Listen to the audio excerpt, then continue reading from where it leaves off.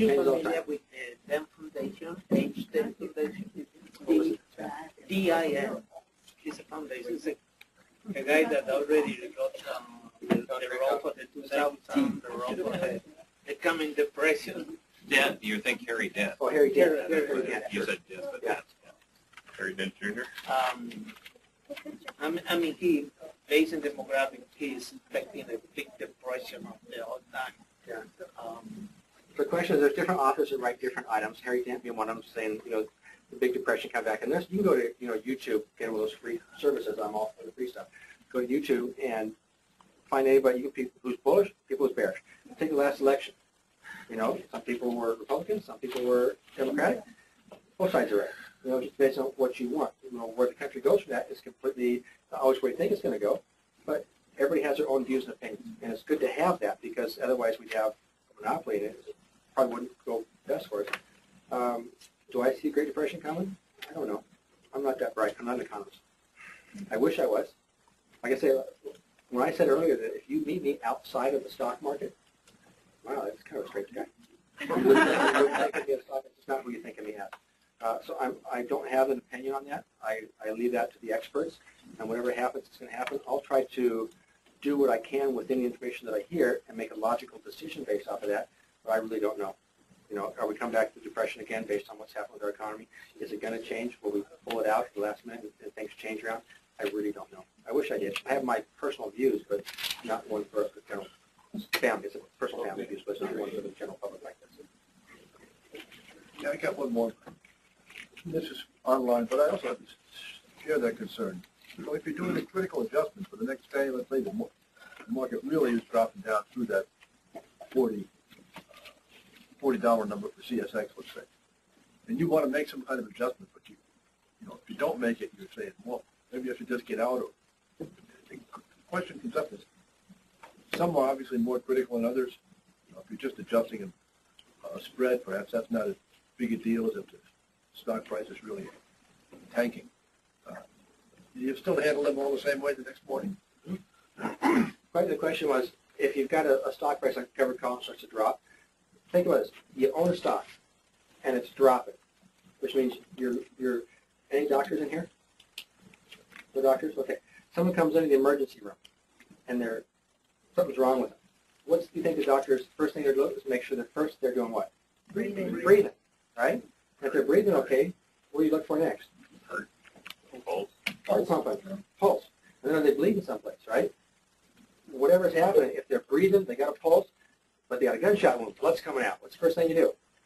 Stop bleeding.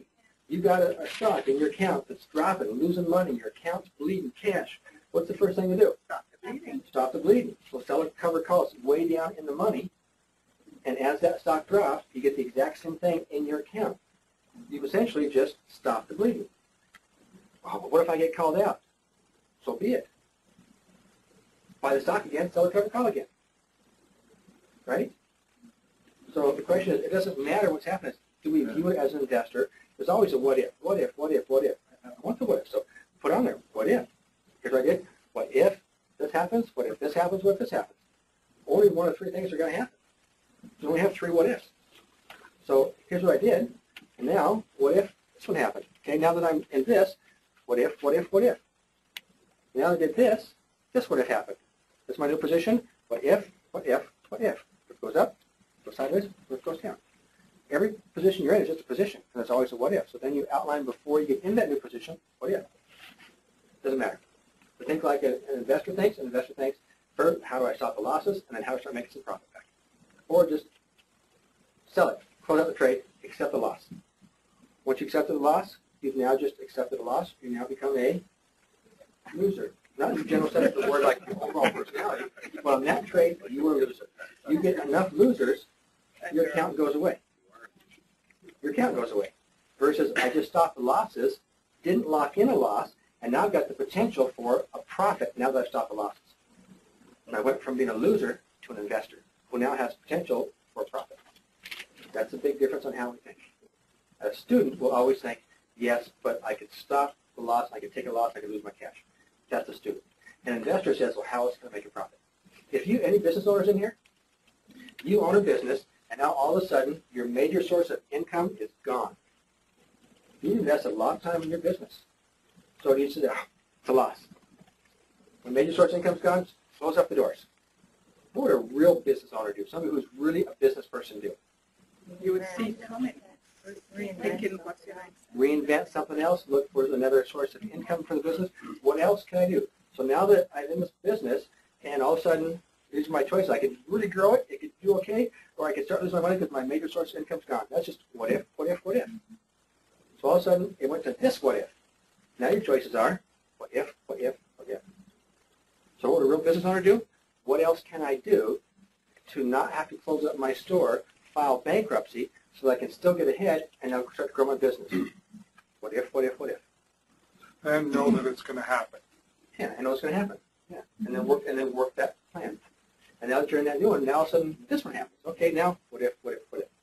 A real business person will find out how not to take the loss, how not to file bankruptcy, how not to fire all the employees, lay them all off, and how not to have to get rid of all your personal holdings, your car, your house, everything else, and say, what else can I do? And we'll be successful. Donald Trump was bankrupt a while ago, yes. Yeah. You don't have to like him or not, but he actually owed about $800 million. Instead of just closing up the doors and being done with it, he's now back to being a multimillionaire again. Because he said, what if, what if, what if?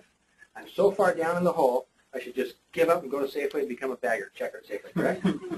Or he said, well, I'm so far in the hole, my choices are what if, what if, what if. And he just worked one of them until he got right back up again. And now he says, well, I'm up here, but now do I just leave it there? Because now he's thinking, what if this happens, what if this happens, and what if this happens? There's always a plan. And that's what you need to do in the stock market. Stop the education, get into the, I'm now an investor. It's my responsibility to make the profits happen. Not the losses, but the profits. It's all mindset.